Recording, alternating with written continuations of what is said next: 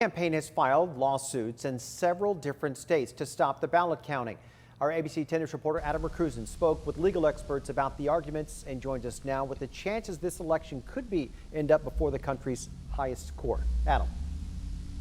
Yeah, and experts say they don't believe that the Supreme Court will stop the ballot counting. What they think could happen is potentially later on the Supreme Court could decide that particular types of ballots are invalid. Meanwhile, late this evening, another lawsuit filed, this one in Georgia. With ballots still being counted and several states undecided, the fight over results may move from the polls to the courts. The Trump campaign saying they filed lawsuits to stop ballot counting in Michigan and Pennsylvania. On Tuesday night, the president threatened to take the election battle to the Supreme Court. A day later, his campaign following through on that statement. Bernadette Myler is a constitutional law expert and professor of law at Stanford Law School. I think a lot of people hope the election would be more decisive so that it wouldn't come to this, but I think it's been on the horizon for a while. In Michigan, the Trump campaign saying they filed a lawsuit to stop ballot counting there, claiming the campaign hasn't been given meaningful access to some counting locations. The same arguments being made in Pennsylvania. The Trump campaign is also looking to intervene in a case regarding the state's mail-in ballot deadline. The case has actually gone before the Supreme Court twice, once when it was 4-4 and once when Barrett had just gotten onto the court.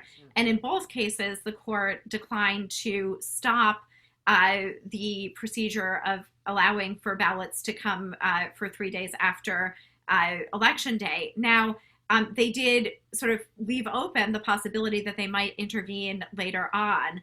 Can you remember a time since 2000 where there has been this big of a legal fight over a presidential election?